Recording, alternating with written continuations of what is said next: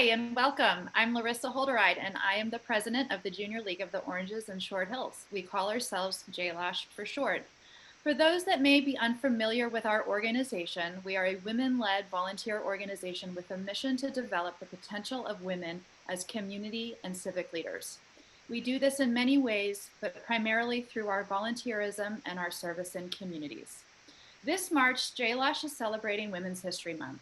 We are celebrating the month by having a series of conversations with both our own JLOSH members and with female leaders in our community. We're talking about our personal journeys, leadership, finding purpose in meaning, and how adversity and challenges can be the catalyst for change. Today, I'm talking to Jamy Barton, a JLOSH member and the co-founder of 28 Days Project, a nonprofit that provides greater access and awareness of menstrual care products. Jamy, thank you so much for joining with me today. Happy Women's History Month to you. Thank you. Same to you. Nice to see you, Larissa. Thanks for having me. Oh, it's my pleasure. I'm so excited for this opportunity. Maybe you could just start by telling us a little bit about yourself. Sure, I'd love to. So my name is Jamy Barton, and I live in Short Hills, New Jersey, and I've been in Short Hills for almost 14 years. And I'm originally from Pennsylvania, northeastern Pennsylvania, which is about an hour and 45 minutes from here, but sometimes feels like a world away. I've lived in New Jersey since 1999, and prior to that, I was actually living in Minneapolis during the 90s. So I had a little Midwestern stint. And yeah, so I live in Short Hills with my husband. We don't have any children, but I have a few cats, and I am the co-founder of 28 Days, and I also work full-time at Amazon Advertising in the city, but right now working from home remotely. As am I.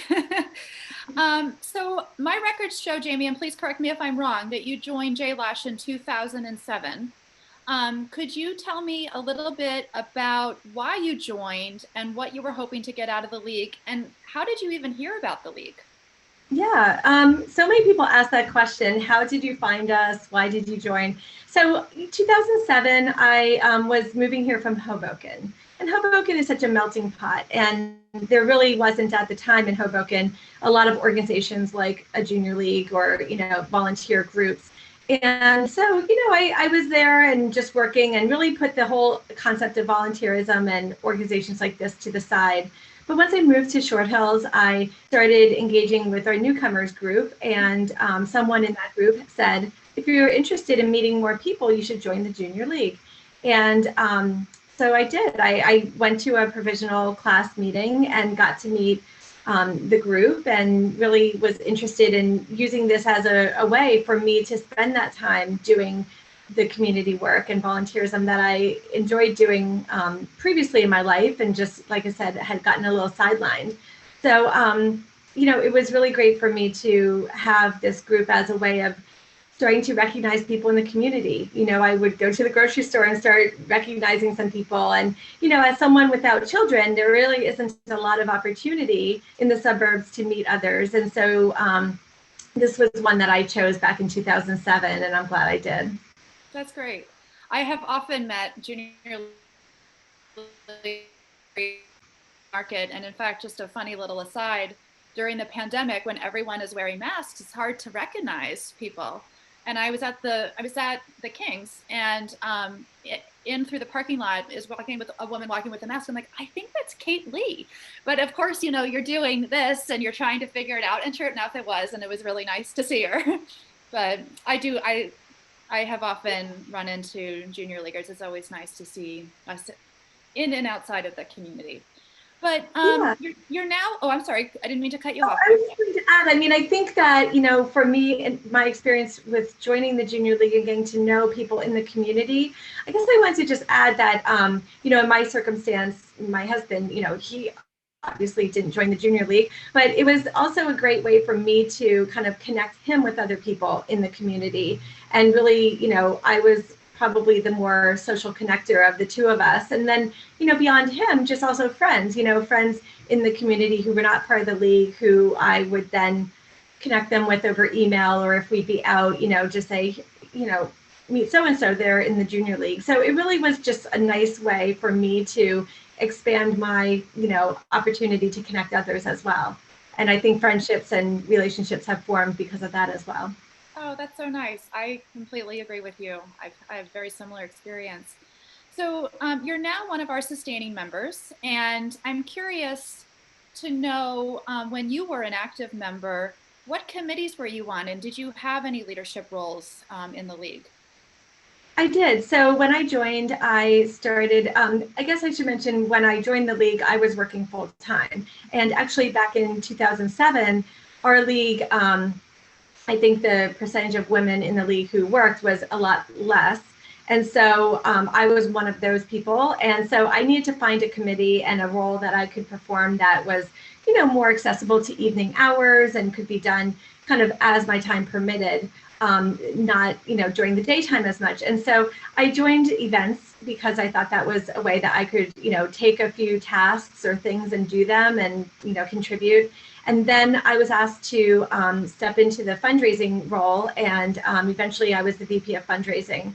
And so, I was able to really kind of use the events experience as well as some of my work experience to bring to that role. And it was exciting. I really enjoyed that. And I enjoyed being on the board and, being a part of the leadership. It was really a great experience. And I think if you can run the full length of your junior league experience by eventually getting one of those roles, I think it really does complete the picture for you of the junior league, experience as well as just how we function. I think it's really very insightful to be on that leadership team. I agree. Not to put you on the spot, do you happen to remember what your big fundraising project was when you were a VP? We were focused on casino night, Okay. and then we were also the first to do the little black dress event, which I know has extended and gone through some transformation, which is fabulous.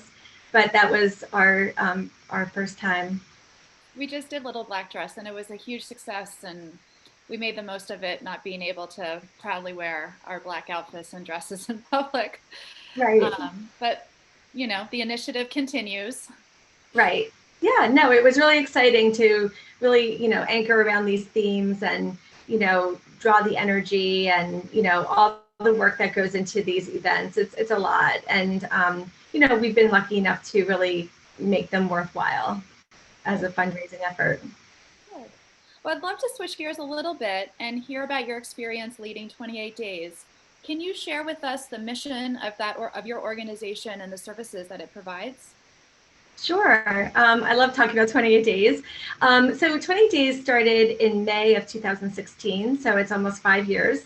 And our mission when we started it was really to provide menstrual products to those who menstruate, with this goal and idea that we wanted to reduce the stress and anxiety that someone would have if they don't have these products. And the catalyst of that, so my sister and I started the organization. And the real catalyst for me was I work in technology for the most part. Many of the teams and organizations I've been in are technology, and so women are very low, have a low representation in the technology space. And I had been reading a lot of articles about the opportunity for girls in the high school years to really get involved and be a part of some groups or teams or all these things. And I kept thinking about that point of exclusion and just how the period is sometimes a factor in that, and I wanted to help and just open up that door. So that was a perspective that I was kind of bringing to the idea. And I think in general, my sister and I just reached a point in our lives where we were like, we are ready to help others and serve others more, than helping ourselves. And I think we just realized that there's a need, and if there's a need and we are capable of trying to fill it, we might as well do that. So for some of you who don't know, she's actually my twin sister. So it was kind of like doubling up your energy and working together.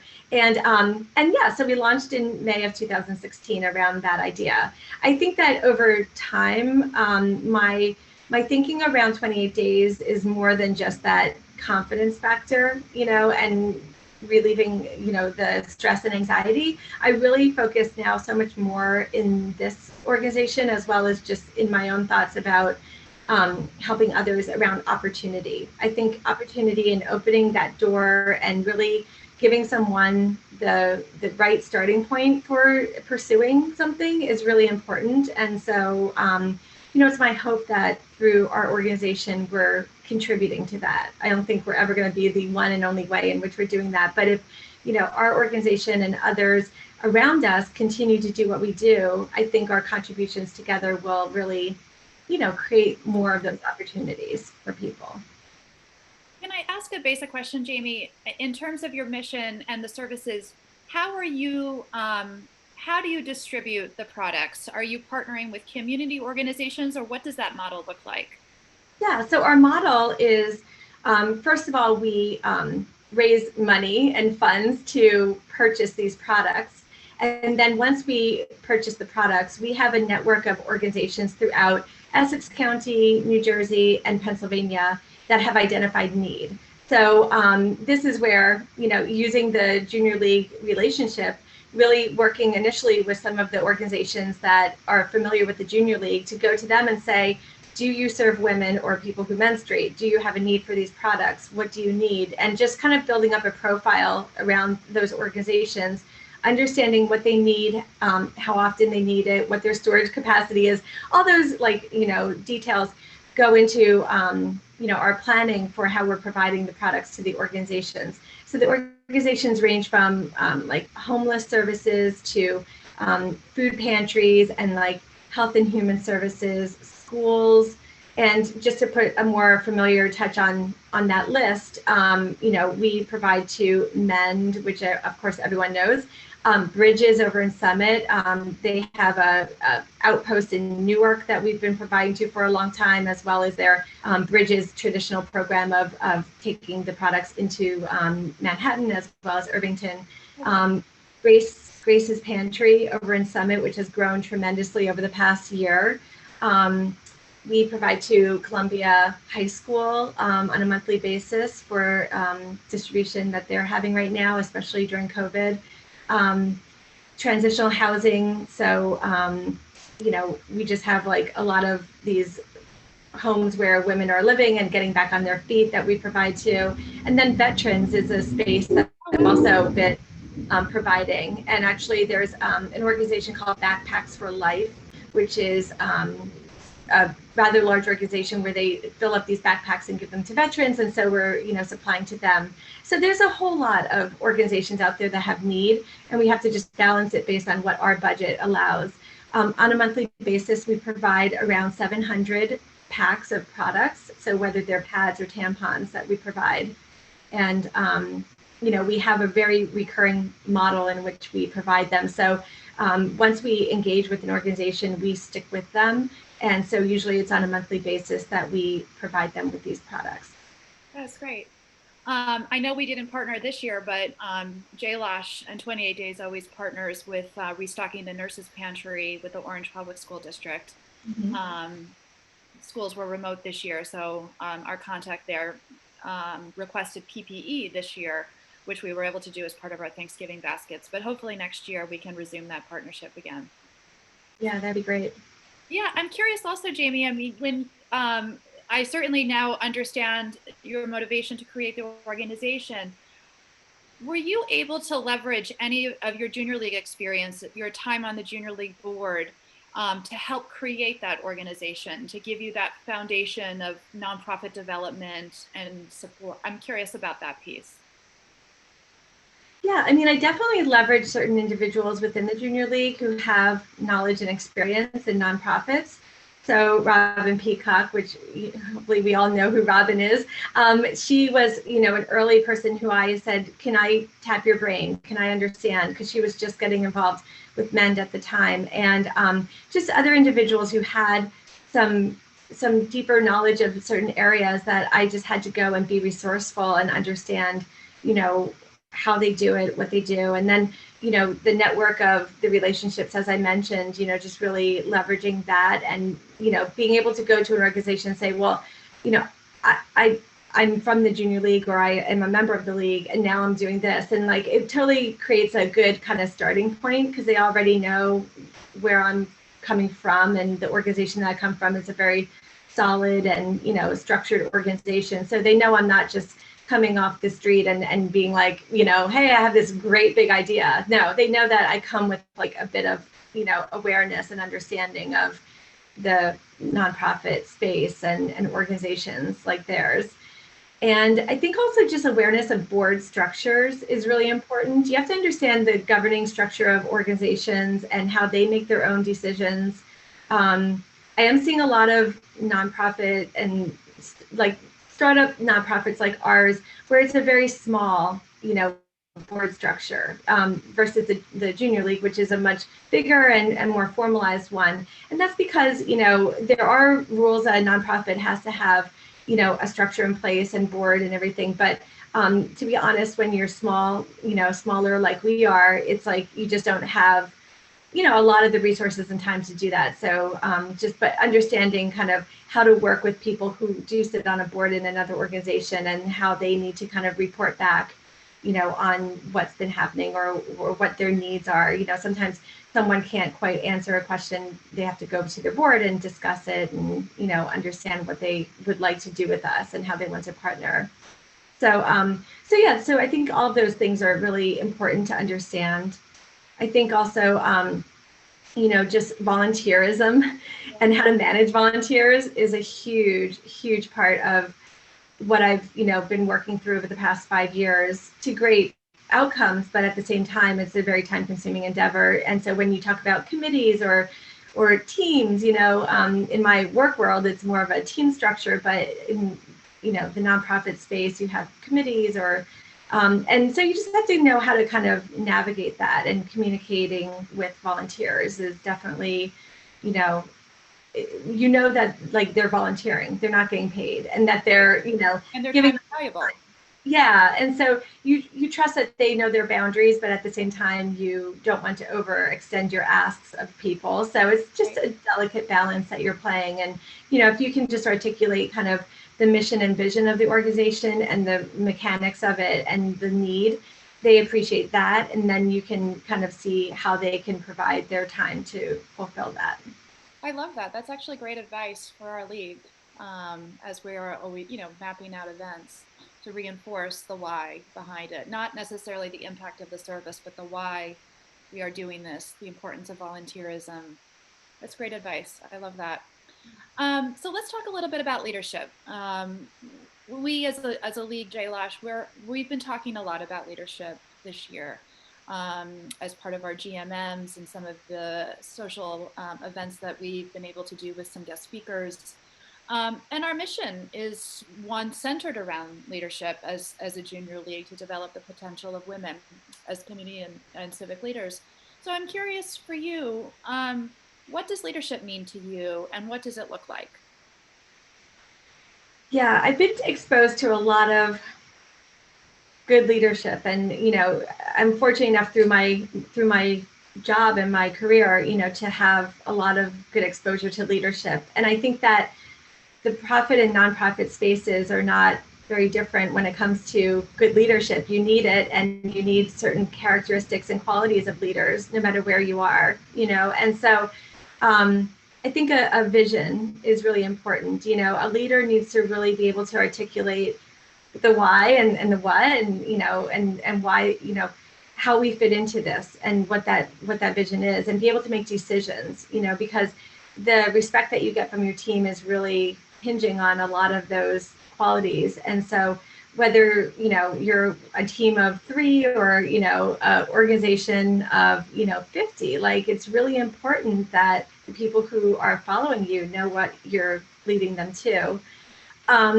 I think also, like, for me, leadership is really, you know, I manage 2 teams in my at work, and just, as I said, managing these volunteers, you know, I really try to focus more on the growth and development of the people who I lead than the outcome of what I'm trying to get to. Because I feel like if I can really grow and develop people and help them with the skills, they'll go for the solutions and they'll deliver. I mean, they're there because they want to be there to do those things. If they weren't, if they didn't want to do that, they would not be there. But I think that, so I put my faith in that, and then I try to spend my time really in that coaching and development space. There's this whole concept of like servant leadership, which is, I think at my point in my career, I'm kind of at a point where I really am more focused on that than I was probably earlier in my career, where I was focused more on the outcomes or the timelines, and those are all important things. But I feel like now I spend more time in my one-on-ones, or even in working with volunteers.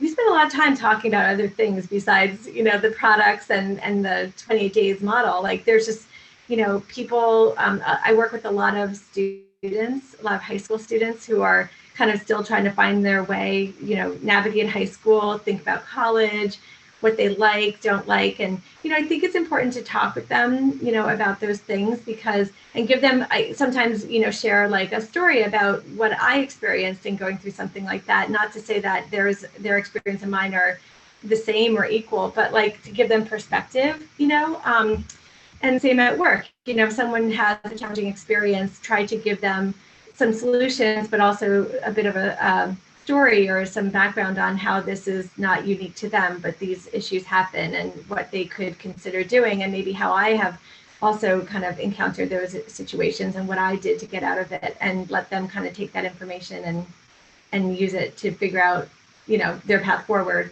So I think leadership is just such a powerful tool, and there's just so many ways of being a leader without being given that title of leader. So, I just encourage everyone to find a way to be a leader. If you want to grow as a leader, I think you have to step into the space. And if you don't yet feel comfortable, step into a safe space to be a leader. It's a small committee, or, just like, gather a few friends and say, let's go do something, and I'll lead this, I'll plan it, I'll do it. And, giving them that leadership is really great. So, I just think it's a powerful tool for everyone. It is. I've been thinking a lot about leadership, and it sounds corny, but like watching these like essentially how-to videos, just because I'm so interested in it. And I had a really great conversation with one of our other sustainers, Gloria, a couple of weeks ago, and we were talking about leadership. And she, I don't want to use her words because I'm forgetting, but the essence was, it's power with and power to, not power over. And I love that. And the way she spoke about leadership and the way you're speaking about leadership, it's almost empathetic. Mm-hmm.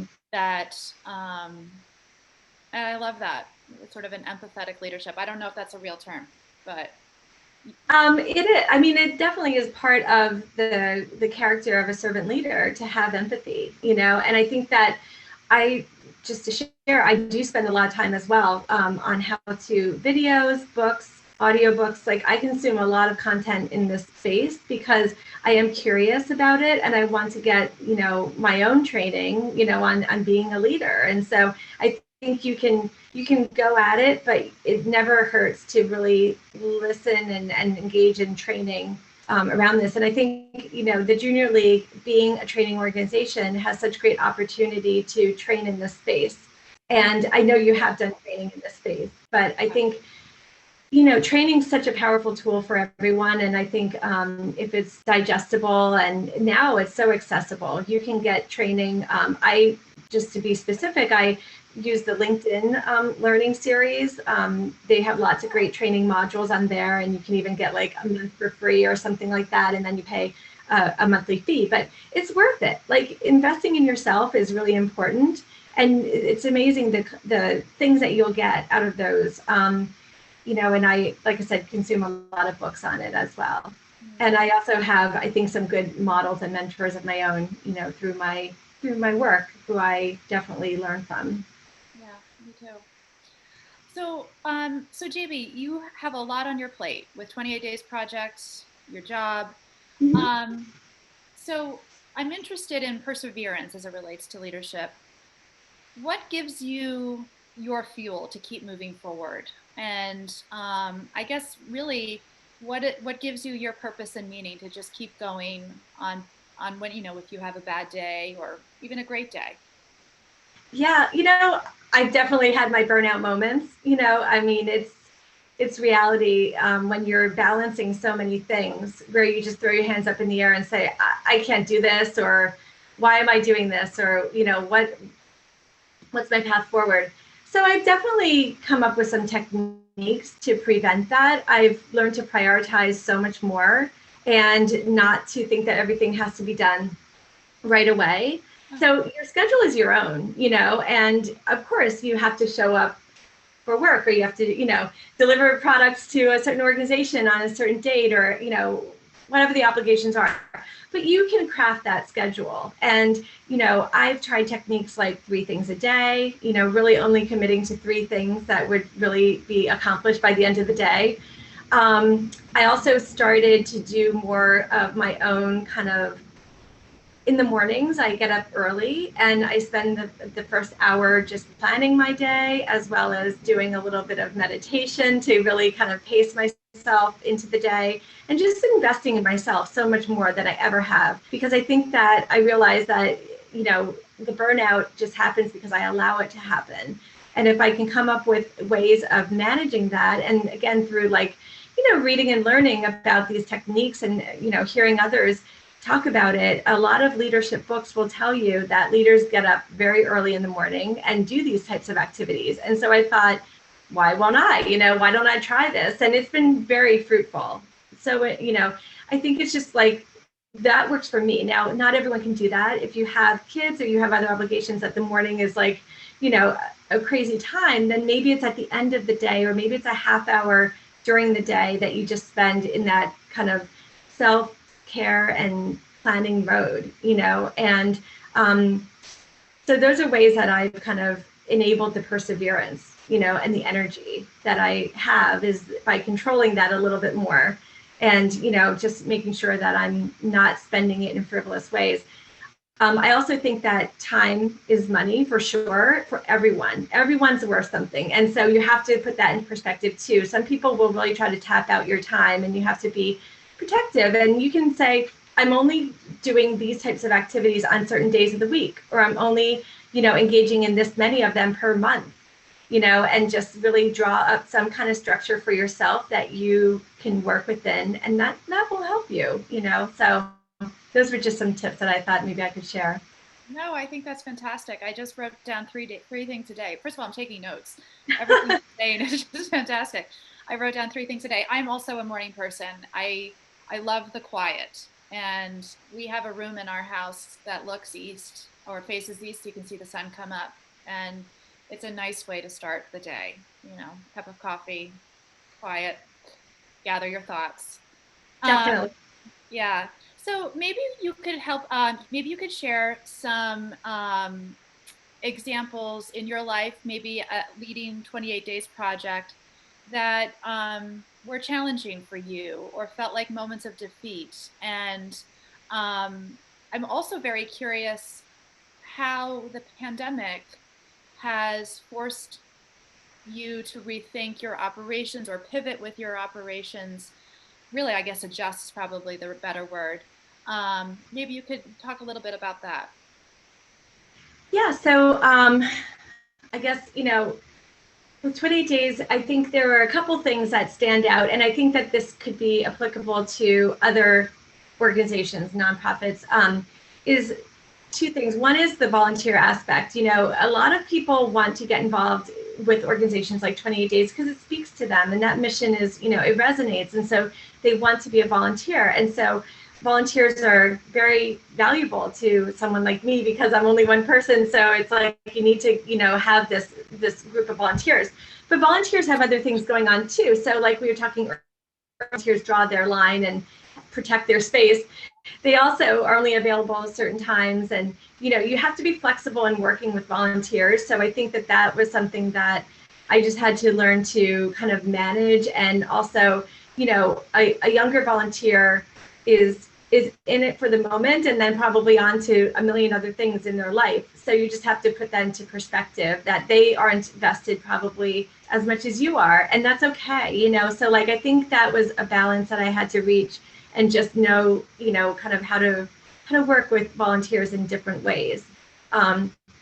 And so that's that. And then also I think social media. So, you know, we did have a bigger social media footprint. We would have all these scheduled posts and all this stuff. And I got fatigued on it. I got a little just wanting to pull back and not be so much on social media, because to me, my time and what I was doing around the actual work of the nonprofit just felt so important. And sometimes I felt myself spending more time on social media than I was on the work itself. So I had to make a decision, and I decided, like, and this is right around COVID.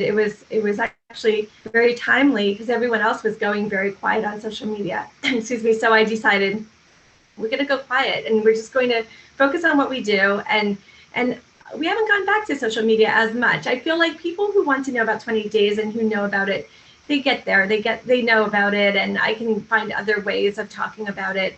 But putting posts in front of people every day and all that, it just, for me, it wasn't me, and it wasn't 28 days, you know. And so if anyone on this listening to this notices that, that's why it was rather intentional, just to tone it down a little bit.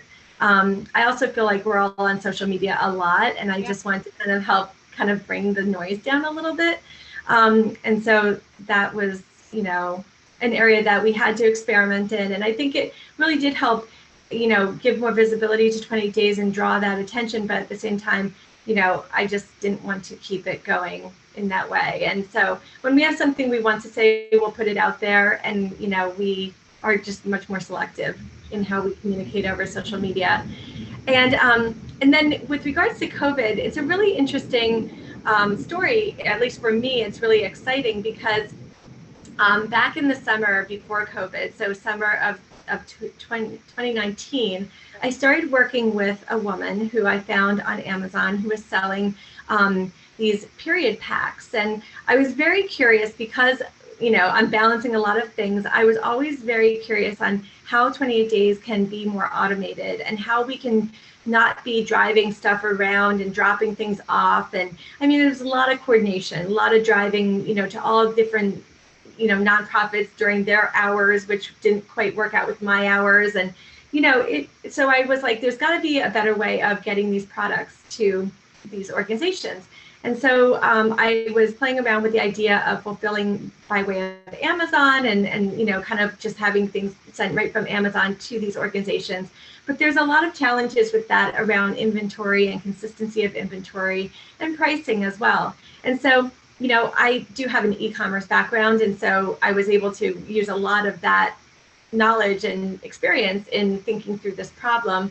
And I found this woman, like I said, who was selling these products on Amazon, and I just reached out to her very randomly, and we started this conversation because I was thinking, well, if she's, you know, creating these products and fulfilling them by way of Amazon, maybe she can help me solve this. So I knew I needed some kind of I needed a partner to solve the problem a little bit, you know. And so I introduced this idea to her of her fulfilling all the products and how much would she charge us to do that. And, you know, we worked up a model, and we were working on it all through the fall. And our plan was to launch it in February of 2020. And so, as it turned out, we did launch in February of 2020, just before COVID. And the launch is basically, you know, we get the funds and all the money to pay for these products. Her pricing is much less than what it was costing us elsewhere. I put the orders in with her. We have a system, kind of like an inventory management system. And I provide her with the quantity and the location and everything. And we also came up with like a co-branding technique where there's a sticker on the products that says 28 days. And it was designed by one of the women, young women, high schooler, who's been working with us. So there's a lot of good kind of like excitement in the product itself. And so they pack up the products and they ship them to all these organizations for us. So on a monthly basis, I'm no longer having to drive around. They're shipped via UPS, and it's all baked into the price. And like I said, the price is still advantageous for us. So now with COVID, as of last March, we never skipped a beat on providing products to any of the organizations who we serve. The only skipping was when those organizations were actually shut down on their end, where they were no longer serving people. But some of that didn't end. Some organizations continued operating throughout COVID, and so we were continuing to ship the products to them. So it really was just a matter of good timing and a solution that was very hands-free, because I was no longer needing to go to these organizations and make physical contact. I mean, last year at this time and for a few months, we were all very, very restrictive in how we were contacting with people. So the fact that these box of products could just be put onto the doorstep of these organizations was really helpful for all of us. That's incredible. So that's kind of, I mean, COVID is not at all a good thing. I mean, but the silver lining is that, we were able to still provide the needed products. Sure. You totally revolutionized 28 days in the way that you distribute. That's incredible. Yeah. Where is this woman based? She is actually based in Seattle, not part of Amazon at all. She's separate. But what we've done too is now she is taking this model, and I said to her, there are other period organizations out there, and so she has worked with a few others now in also supplying to them. I mean, she's a for-profit, so she does sell us these products, but they are bought in bulk, and they're bought at a much lower price than if I went onto Amazon or if I went into a CVS. The pricing of period product is very high. I mean, that's one of the challenges with this whole situation, is that, because of a lot of the marketing, period products just continue to stay, priced pretty high for someone who needs a pack of 36 pads. And so we are just, able to get better pricing through this person. That's an incredible story. Congratulations on that. Thank you. Yeah. Amazing. Yeah. I mean, it has a lot of opportunity. I think that other products, not even period products, but, food or, supplies, like, we should, I think personally, nonprofits should leverage some of these, these mechanisms and fulfillment kind of practices even more, because a lot of time is spent by volunteers moving pieces around, parts around, and we could be more automated overall, I think. I agree with you. We've talked about it a lot. I mean, our Thanksgiving Baskets program. It's volunteers going out, especially when we're short on items that we've been driving for. It's volunteers going out to every single grocery store, moving the bags like all over the place. There's so many moving pieces. We've had a few conversations, not recently, through our CAB, or Community Advisory Board, about resourcing, purchasing power. I think there's a real space for maybe the League to convene other organizations together in the area to talk about that. I mean, it's an incredible success story that you have. Yeah, I think it'd be really great to talk more about that. I would love to. I want to ask you one more quick question before we have a little fun and do a lightning round.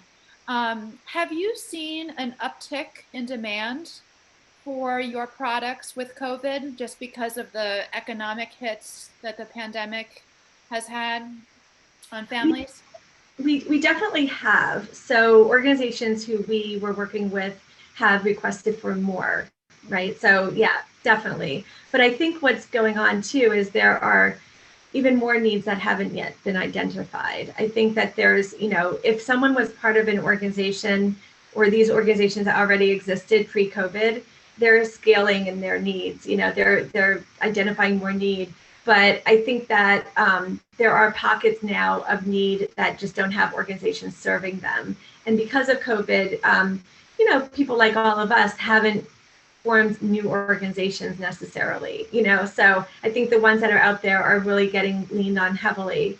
And, the question is, when will we all have the time and the space to look around and say, we need to build out more satellite organizations like this one, or we need to, go into these communities that we know are suffering, but no one's really there helping them, so I think that that's that's definitely, in my mind, there's so much more need than what we can fulfill. And so what I also do is I partner with Girls Helping Girls Period is another local organization that does this, and they're great. They do a lot of service in the area, and we have a very open communication and talk about if there's a need that we can't fill, can you fill it, kind of thing. Or, we share information across our organization also to make sure that we're not overlapping, that organizations are really working with one or the other for the most part, because we just want to make sure we're understanding the need and then rising to it versus, a little bit here, a little bit there. Right. So coordination amongst the nonprofits, that's really helpful. And there's also a period roundtable and group that's been formed through the, it's not through the JCC, I'm forgetting the name, I'm sorry. But they also have done a great job of bringing together organizations to identify need and create synergies. And so I think that that's really great. And like the CAB as well, like just, the synergies amongst nonprofits is really very important at this time, I think, because we're the ones with the eyes and ears out there, hearing about the need. And then we need to bring it, to awareness of others so we can either increase funding or we can increase the people power needed to help, so. That's a lot to think about. Yeah. Especially for CAB, that's a great topic. It's unfortunate, I'm sitting here in our Junior League office, it's so unfortunate we can't all be around this table talking, but maybe it's appropriate to do it over Zoom. We can do that maybe later on in the spring. I think so, yeah. Good. I do. Do you have a few more minutes to do some lightning round questions just for fun? I do, yes. Okay. Most memorable meal? I mean, I'm kind of, I wouldn't say I'm not a foodie, okay. But and I love good meals and I love good meal experiences. I think my husband says that experience doesn't matter as much as the food, but I like the experience. So I would say, for me, when I travel, and especially like, Italy to me is like the best meals. And just because it's also the experience of, eating in a foreign place, but having food that's very local to the area. So I would say any meal that I've had on vacation in Italy has been my most, memorable meal. Ah, that sounds delicious. Are you watching the Stanley Tucci series on CNN? I have been, yes. I was going to mention that. I love it. So if you're looking for some food inspiration and travel inspiration, it's a great show to check out. Yes. Oh my gosh, your mouth waters the entire time watching it. Okay, next question, Jamy. Female heroine, past or present, real or fiction in your life? Oh my gosh. Well, I mean, I recently, for those who follow me on Facebook, I sold it's a near complete collection of Nancy Drew books. And I had the Hardy Boys.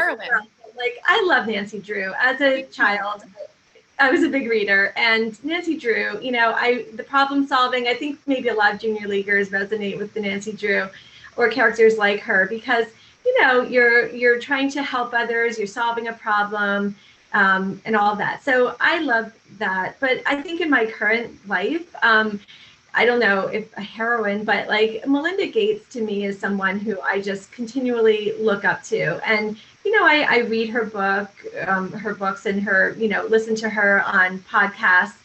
But I just think that, she's leading the way and the model that I think I would want to follow. And I think she's a heroine in many ways of just, exposing us to understanding the issues in the world and how to address it. And of course, she's heavily funded, but I think she's also putting a lot of her own self into this, which I really admire. We have to have another conversation at some point on Nancy Drew. She is my heroine. I mean, I would also say my grandmother, but I collect first editions, and it's one of like something I'm so into. And I started reading them late. I was in middle school when I started reading them, but I absolutely attribute the character Nancy to my sense of curiosity and wonder. And just a little fact, actually, I'm going to add one more, Julia Child, because I do love to cook. I have had the great fortune to live in the same town as both Julia Child and the author of Nancy Drew. That's right. I used to live in Pasadena, and Julia Child lived in Pasadena, California. And Harriet Stratmeyer, the daughter of, I forget his first name, Stratmeyer, the publisher of the Nancy Drew Mystery Series, they lived in Maplewood. That's And Harriet, the daughter, is wrote the first 13 books, I believe, but under a different name, Carolyn Keene. right. Right. Yeah. So We definitely have to talk more about we have to Nancy. talk more about that. Yes. Sure. Okay. So I'm not sure if this question then will resonate. I was going to ask you your favorite restaurant in the Millburn Short Hills area. Well, I mean, yeah, I do love food. Don't get me wrong. Arturo's is my favorite, and I really want them to open back up so we can sit inside and enjoy their pizza and pasta. But yeah, that's definitely so good. One that I say a lot. I loved it too. Most memorable Junior League experience or moment? I mean, I met a lot of great friends through the Junior League, so I think just even some of the one-off moments I've had with them is very memorable. But I do, I recall some really just nice galas and fun times. These events that we had were really just such a great time to bring your spouse into the room and really kind of connect and really socialize amongst the group in such a nice way. And we're missing that. I think it would be nice to get more of those on the books when we can, and also raise money in the process. Yes, I hope so. Last question, Jamy, and I've so enjoyed my time with you, but last question, as a sustainer, I have to ask you, where would you like to see JLOSH in 10 years? I mean, I hope JLOSH stays around because it's such a historical and important organization locally. I think, I love the history. I love the fact that you have all those photos there. I can't tell you how many times I've been in that room and just looked at those photos and thought, what are our photos going to look like amongst all these other ones, and I just love that. But I think that JLOSH is definitely going through a lot of challenges because of the big organization that it is. And, it has to probably think about being more flexible and accommodating to the way that we're changing as a society. Like I said, in 2007, I was a working leaguer, and that was very unusual, or at least it seemed like it was, and that's changed a lot. And I think it's going to only just become more and more common that people are either having full-time jobs or just other full-time commitments that they can't give everything to the league. And so I think the league has to come up with some ways of tapping into what they can from volunteers. And I think also that what I was talking about with like the relationship amongst nonprofits and really kind of being maybe even willing to let some things go for another nonprofit to pick up some of those pieces, and kind of some partnerships might not be a bad way of looking at this. Yeah. In my work life, like, we don't take everything on. We try to find other teams that can do certain work, or we leverage what other teams have done, and that's just such a great way of doing more with less, and also keeping more of a community going. So maybe the Junior League wants to look into something like that. Who are partners who can do certain pieces of the pie, and together you can accomplish more. So and I hope that you continue to tap into sustainers, because I think there is a lot of experience and insight to gather. But then we also have this this concept of, in the workplace, called reverse mentoring, right? So a mentor doesn't always have to be the elder down to the more junior person, or sharing what they know, but what can we learn from the newer people coming into an organization? So what can sustainers learn from the people coming into the org, and what can we really do about that learning? I think that could be really a powerful tool for us. Yes, I agree with you. We've tried very intentionally to be one league this year. We haven't, we've had one email distribution list to all members. We have everyone is included, and we're also, Jamy, I'm not sure if you know this, we started a task force on racial justice and equity this year. Really following conversations that Isabel Felix, my predecessor, started last year. And part of the focus of our task force is just to create better like an inclusive environment and belonging. Um, because I think we do have a lot to learn from each other, and I'm hoping that we can break down some of those silos, and become a more inclusive league for all of us, for all of our members. So that's my goal. Yeah, no, I think it's important to do that, and I think that we all come with, a varied background, right? Like I said, I'm from northeastern Pennsylvania, and not many people come from that area. I don't have children. Like I have you know, my own kind of background and intersectionality that I bring to the league, and I think that it's been helpful for me to get perspectives of others who don't have that profile and differing kind of experiences. But then I think I also, in sharing some of me to them, has been helpful. So I think it's all good. I think we should definitely do more to connect and grow together, as a organization, and lean on each other and hold each other accountable, but at the same time like really respect and be leaders of each other. Yeah, I love that. Well, this has been such a pleasure for me. Thank you so much for your time. I Yes, really thank you so enjoyed it. much, Krista. This has been great. Thank you. Oh my gosh, it's my pleasure. Thank you so much. It was really great seeing you virtually. Thanks, Thank Jamie. you.